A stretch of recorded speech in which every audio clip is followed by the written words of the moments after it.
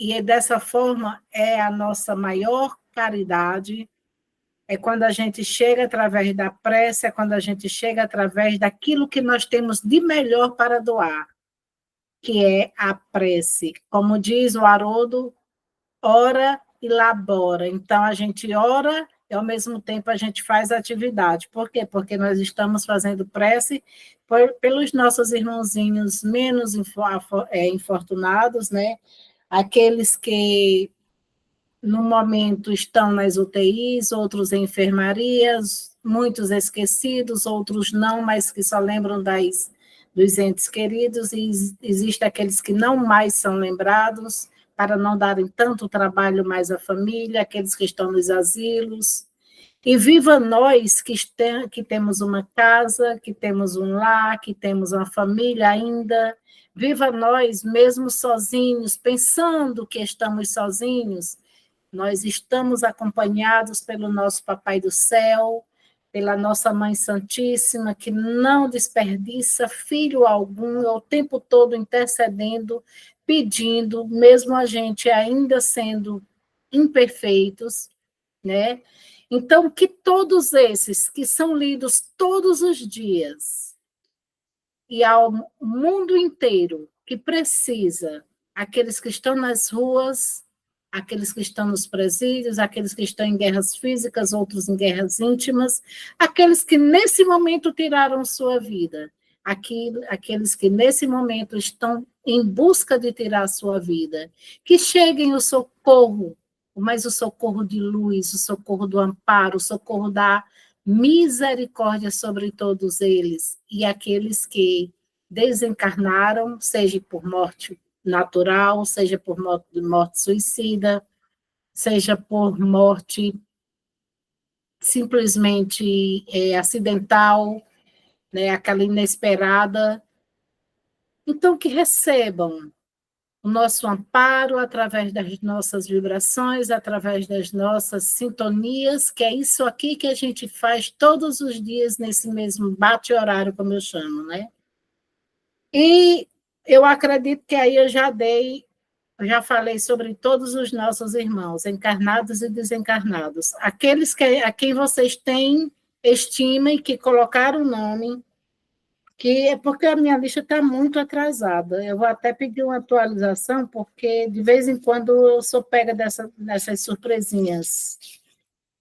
Mas que todos esses estão aqui abertos à minha frente, todos esses que ainda se encontram aqui no meu caderno, aqueles que já partiram, ou aqueles que já se reergueram, né, ressurgiu das cinzas, como dizem, que sejam sempre todos amparados.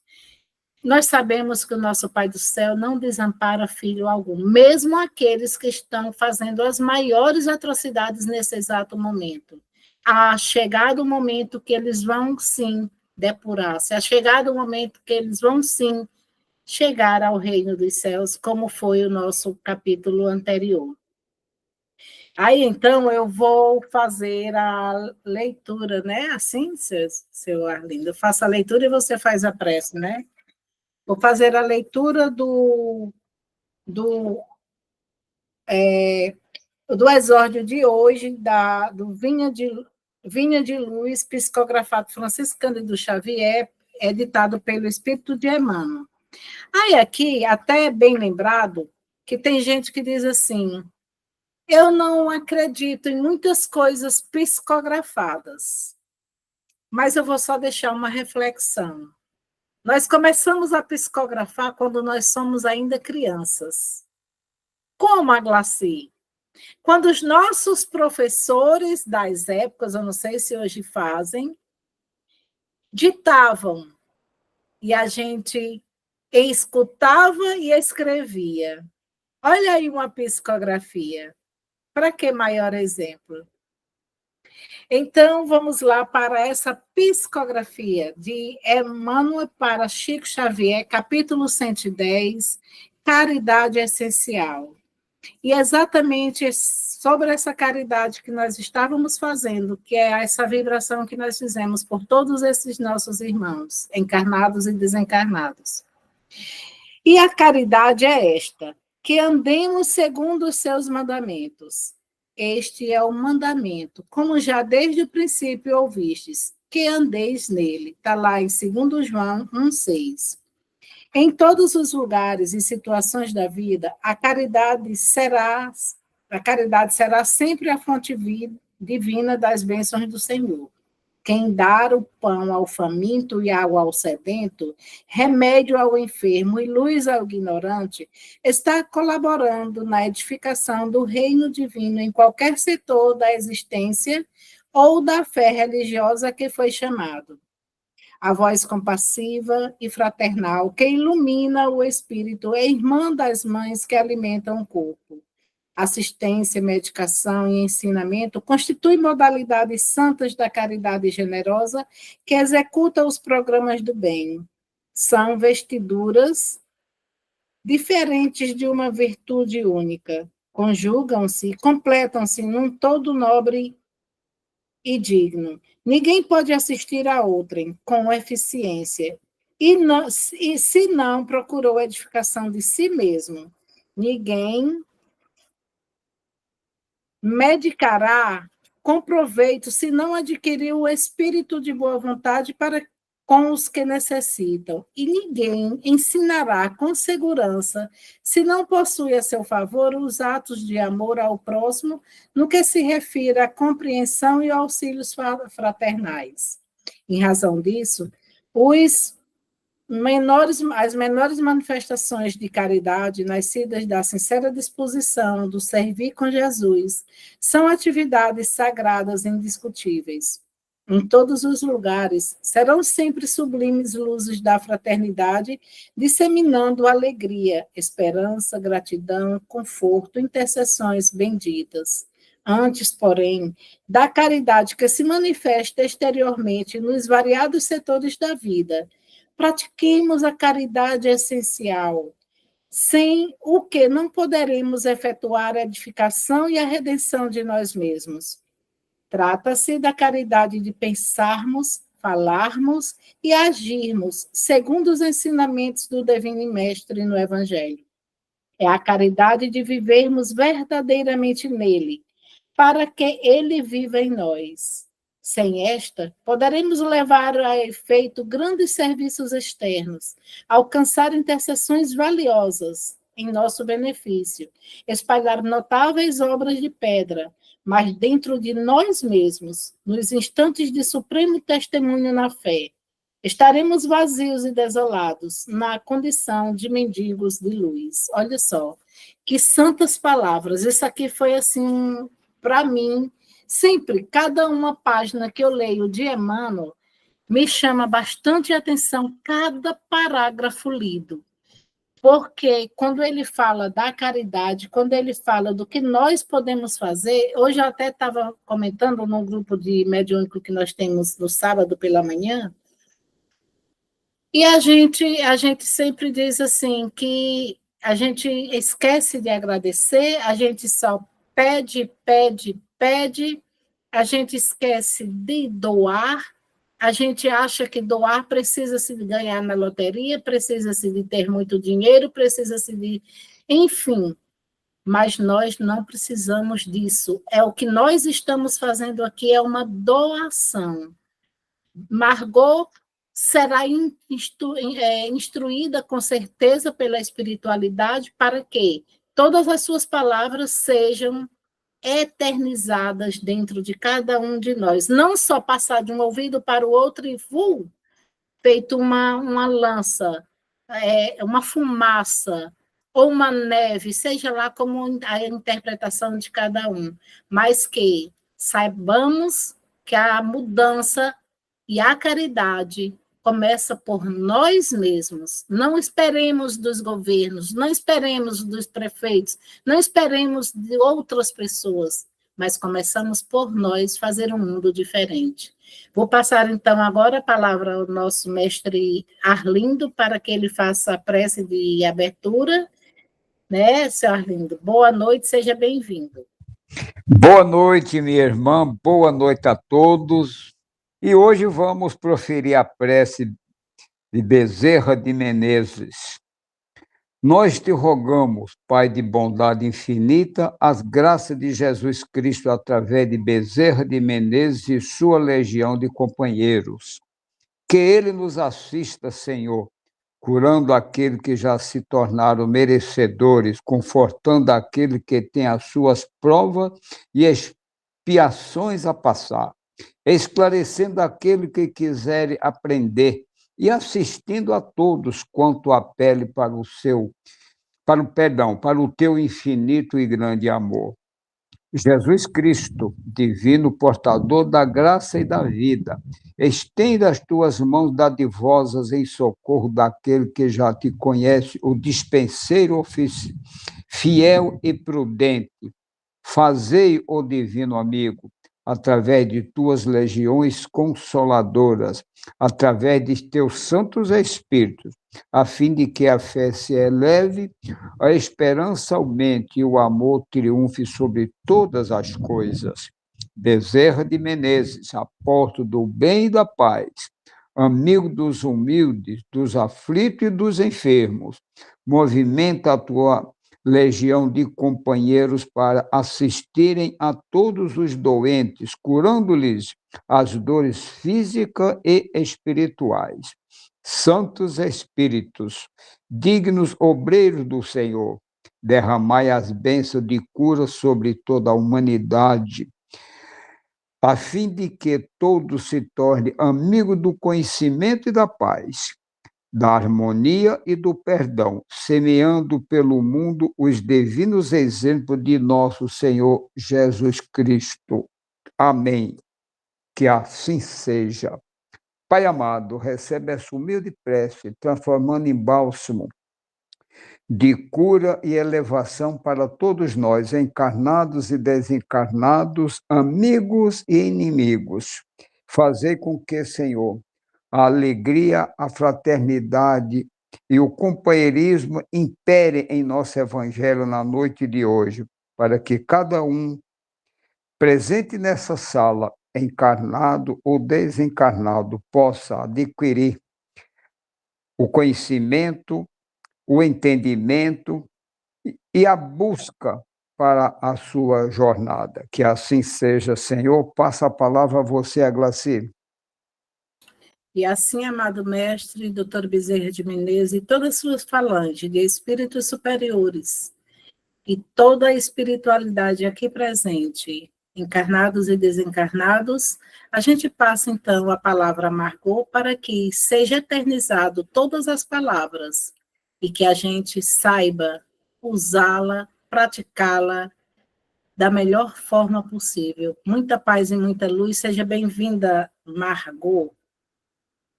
Obrigada, querida. Obrigada a todos. Boa noite a todos.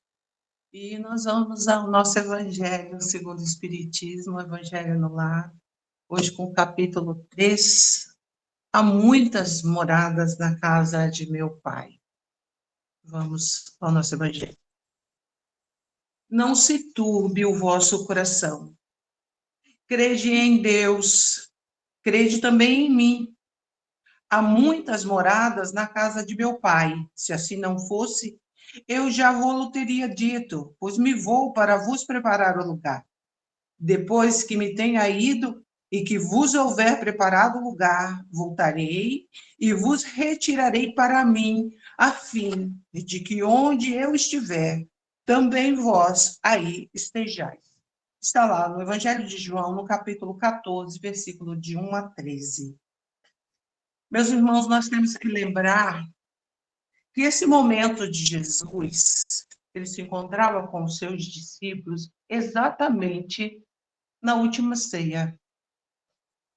Todos ali se encontravam numa sensação de tristeza, porque sabiam o que viria a acontecer horas que se aproximavam. E no desânimo, na tristeza, Jesus diz: não se turbe o vosso coração. Então, ele, por mais que ele soubesse de tudo que ele ia passar, de tudo que ele ia sofrer, o amor dele é imensurável, ele não permite que, por maior que seja a dor do mundo, que nós nos entreguemos a ela. Então ele diz: não se turbe o vosso coração, não se entreguem às aflições da vida. Não se permita as dores que o mundo apresenta. Eu estou aqui, mas eu irei e prepararei o lugar. Depois que estiver tudo pronto, eu voltarei e levarei vocês para estarem comigo.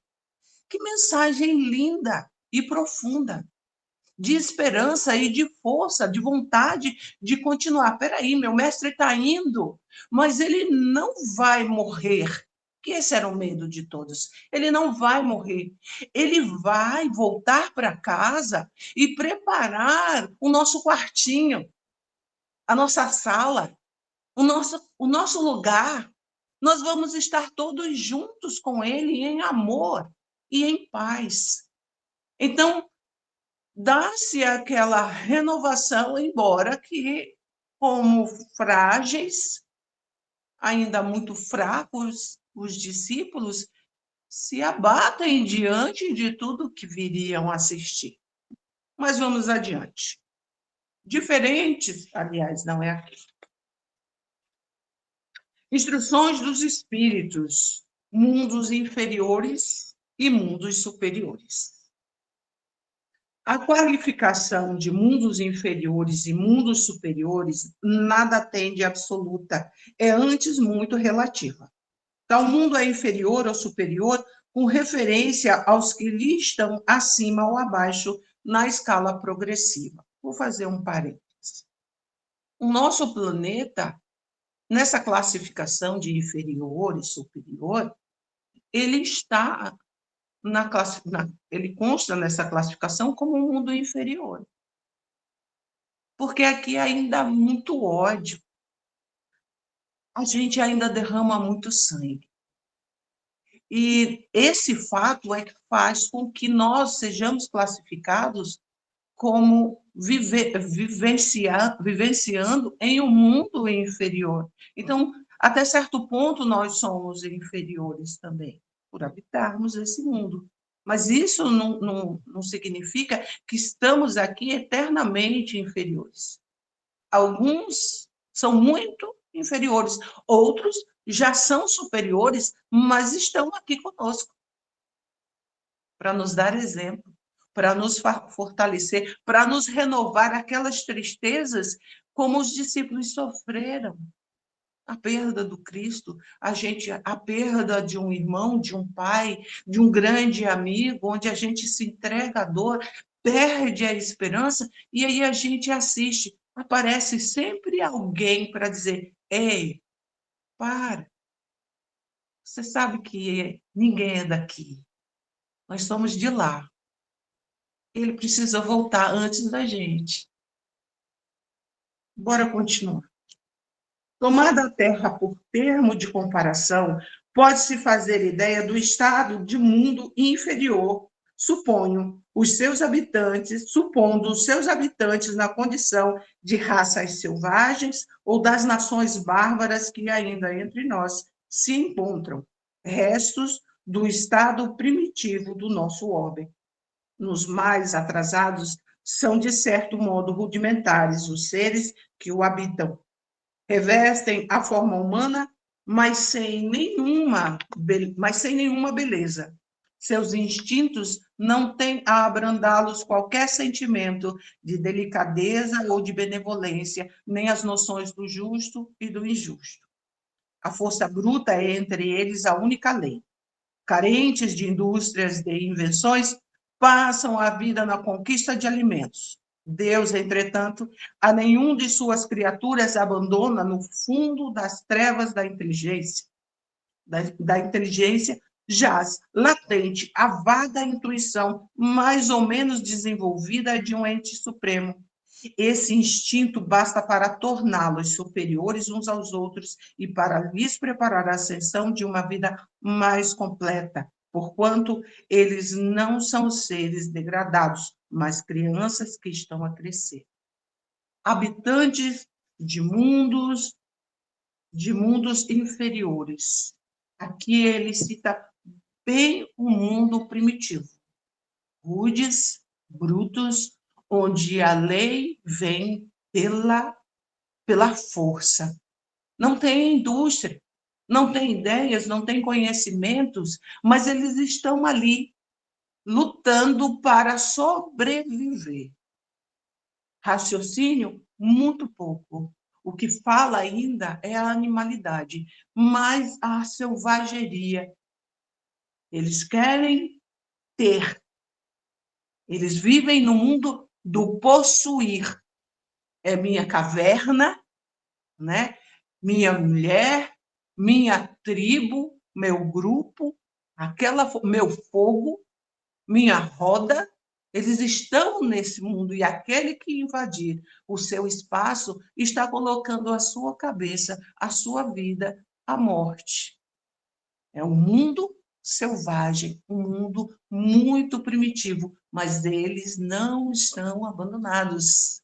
Deus continua sempre com cada um de nós em todas as etapas de nossa vida. E a gente sabe disso, tanto que vem aqueles que têm já um conhecimento maior, encarna no meio da brutalidade, da selvageria, para começar a trabalhar aquilo de nobre que tem dentro de nós. Uma lembrança do Senhor, do Deus, da criação. E isso começa a surgir, está lá latente. Então, começa a ferver dentro de cada um e passam a alimentar a futura inteligência, o futuro convívio de paz. Não ainda deste momento, mas está em cada um de nós. Bora adiante. Entre os degraus inferiores e os mais elevados, e inúmeros outros há, e difícil é reconhecer-se nos espíritos puros, desmaterializados e resplandecentes de glória, os que foram esses seres primitivos, do mesmo modo, no homem adulto se custa a reconhecer o embrião. Nos mundos que chegaram a um grau superior, as condições da vida moral e material são muitíssimo diversas da vida na Terra. Como por toda parte, a forma corpórea aí é sempre humana, mas embelezada, aperfeiçoada e, sobretudo, purificada. Então, em comparação a um mundo primitivo, nós temos fotos, nós temos em museus, né? Nós temos uma ideia de como era aquele povo primitivo e não podemos dizer que nós não temos a ideia de como são os espíritos que habitam os mundos superiores. De um mundo primitivo a um mundo de expiação e prova, já se sofreu uma enorme evolução. As feições são mais finas, mais delicadas. A postura do homem é ereta. O seu andar não é mais aquele de braços longos rastejando ao chão, mas sim esguio, erguido, de olhos olhando para frente. Seu caminhar é elegante. Imaginemos os espíritos que habitam os mundos superiores. Esses sim têm a beleza pura. Nós não conhecemos assim, mas imaginamos e vemos em nossas abençoadas mediunidades, em abençoadas faculdades, quando eles se apresentam a nós. E quando não se apresentam, nós, em desdobramento, vamos a mundos que eles têm a permissão de vir nos buscar e conhecer esses mundos e conhecê-los. E conhecer suas belezas, porque quando nós voltamos embriagados dessa beleza.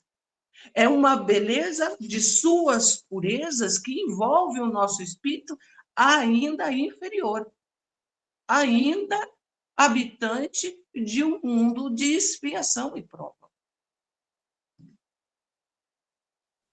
O corpo nada tem de materialidade terrestre e não está, conseguintemente, sujeito às necessidades nem às doenças ou deteriorações que a predominância da matéria provoca. Eles moram em mundos felizes, eles já superaram todas essas aflições, todas essas dores que a gente ainda enfrenta aqui. Mais apurados os sentidos, são aptos a percepções a que neste mundo a grosseria da matéria obsta. A leveza específica do corpo permite locomoção rápida e fácil. Em vez de se arrastar penosamente pelo solo, desliza, a bem dizer, pela superfície ou plana na atmosfera, sem qualquer outro esforço além da vontade, conforme se apresentam os anjos, ou como os antigos imaginavam os manes nos campos elíseos. A gente tem essas mensagens de como são esses espíritos e também nos contam, né? A própria Bíblia, para mim, eu tenho um respeito, uma consideração muito grande pela Bíblia Sagrada. A Bíblia Sagrada é a nossa vida. Ela é uma pincelada na história de nossas vidas, desde que esse planeta foi formado. Ela vem rudemente resumida, porque se fosse trazer toda a nossa história, toda a nossa vivência no planeta desde que ele foi formado, era simplesmente não um livro, mas uma própria biblioteca somente para falar disso. Então, sabiamente, a espiritualidade trouxe a nossa história resumidamente, e temos aí a Bíblia Sagrada. E dentro da Bíblia Sagrada, nós conhecemos, é descrito para nós a figura dos Elohims, a figura dos anjos, dos arcanjos. Eles não andam, eles deslizam. Apesar de muitos terem vindo ao nosso planeta, há relatos de alguns terem visto que eles mal pisavam no chão. São puros, não carregam peso nenhum, não há nada que os faça a nossa gravidade prendê-los aqui, o que é diferente de nós. Vamos adiante.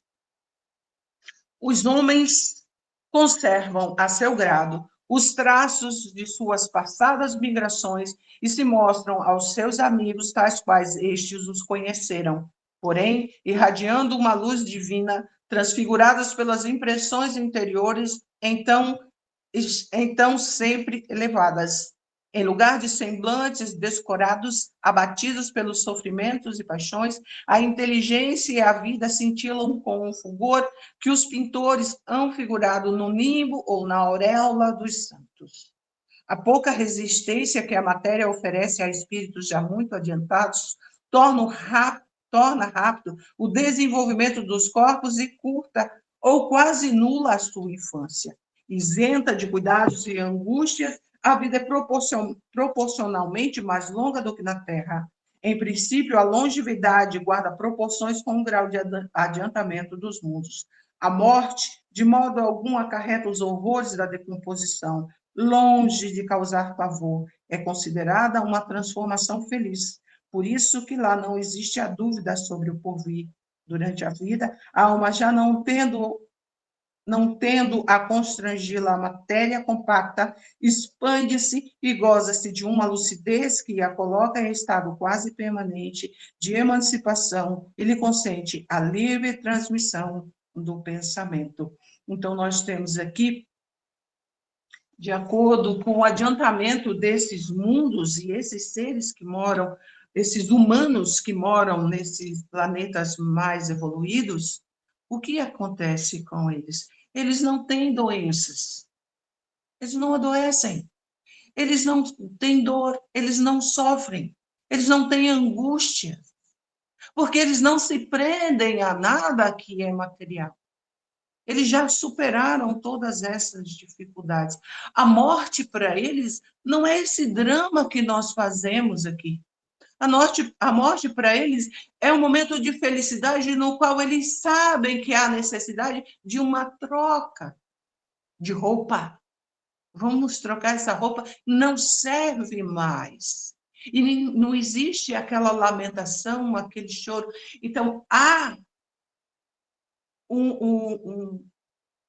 o agrupamento que está ali cercando, vamos dizer, aquele familiar, fica feliz porque é como nós vivemos aqui. A cada momento que nós estamos na escola, que nós nos formamos, a gente tem a primeira formatura lá no jardim e várias tantas outras, a felicidade que nossos familiares têm a cada passo evolutivo que nós damos. Então, é como essa felicidade de ver um filho se formando na universidade, depois de terminar um doutorado, um mestrado, aquela alegria é a mesma felicidade. Aqueles espíritos estão passando para uma fase melhor. Então, por que lamentar o depósito que foi usado que não serve mais? Essa nossa consciência, nós precisamos conquistar essa consciência não só quando estivermos em mundos mais evoluídos, mas agora. A gente precisa parar de sofrer, a gente precisa parar de se apegar tanto às coisas e às pessoas. Nós precisamos carimbar no nosso espírito que nós não somos daqui. E que aqueles que foram antes de nós não os perdemos. Eles precisam estar lá. E nós precisamos estar aqui porque nós precisamos continuar a nossa vivência em planos diferentes, sim, mas nós não estamos separados. O fator de acordar e não ver o pai todos os dias, de não ver todos os dias o filho, não significa que esse laço se rompeu pela eternidade. Não. Apenas ele mudou de trabalho. Ele precisa ir trabalhar no exterior. E um dia ou outro, nós vamos visitá-lo e voltamos.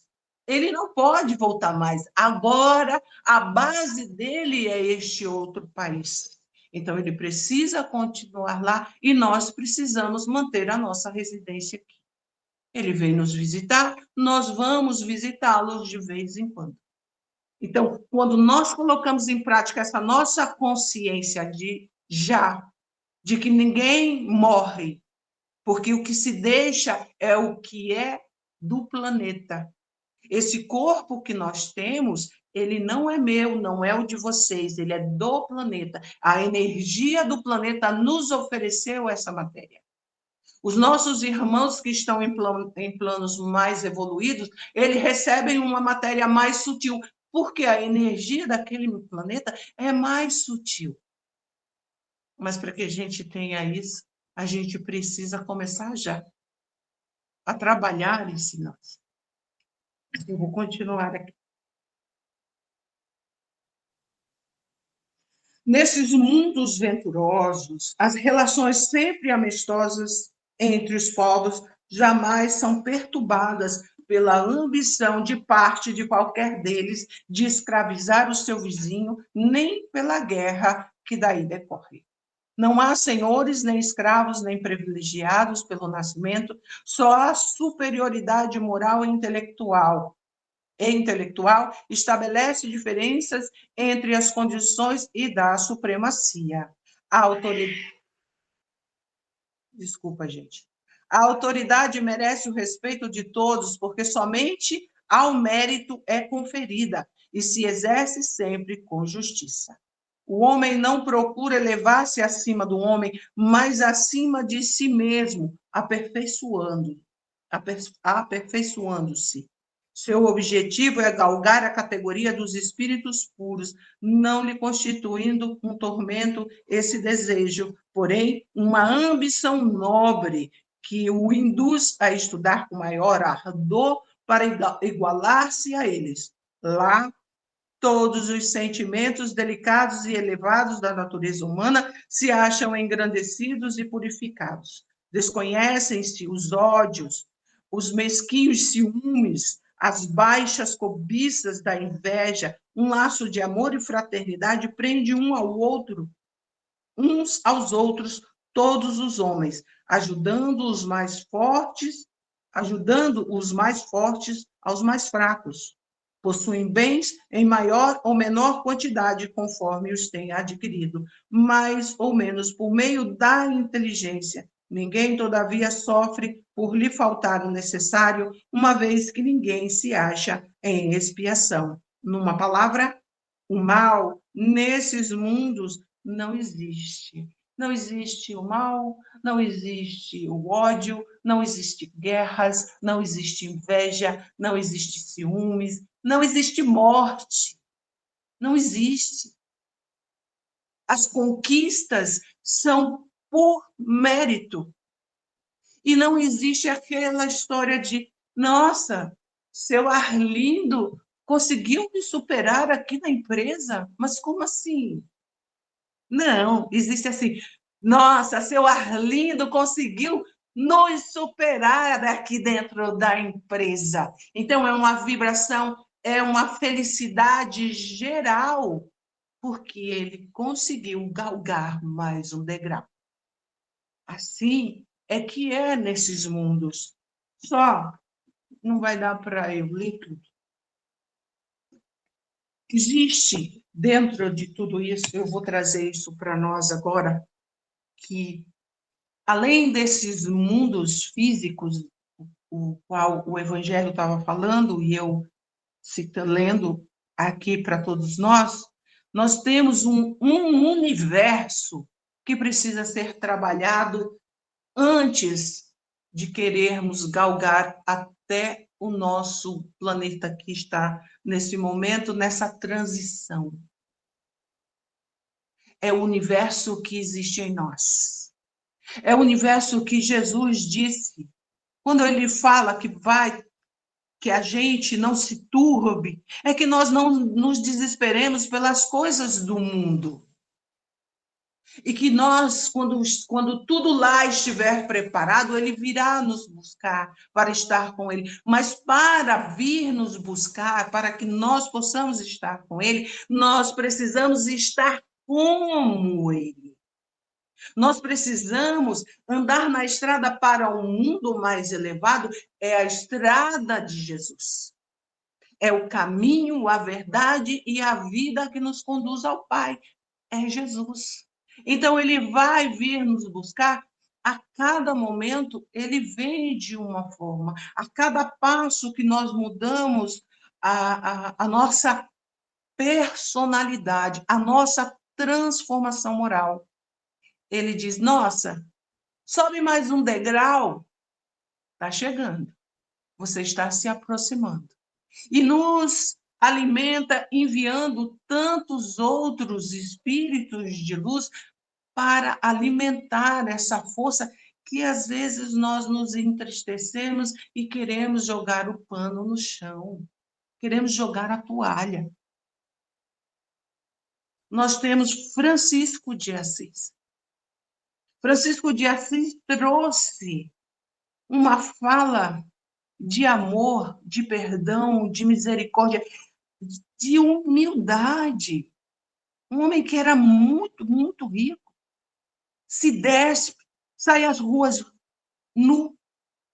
Ele não tirou a roupa física, ele se despiu de tudo que jogaram sobre suas costas, porque ele já era humilde.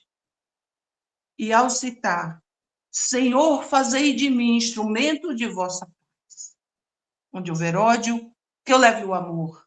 Onde houver ofensas, que eu leve o perdão. Onde houver discórdias, que eu leve a união. Onde houver dúvidas, que eu leve a fé. Onde houver erros, que eu leve a verdade. Onde houver desespero, que eu leve a esperança. Onde houver tristeza, que eu leve a alegria. Onde houver trevas, que eu leve a luz. Mestre, fazei que eu procure mais consolar que ser consolado. Compreender que ser compreendido. Amar que ser amado. pois é dando que se recebe.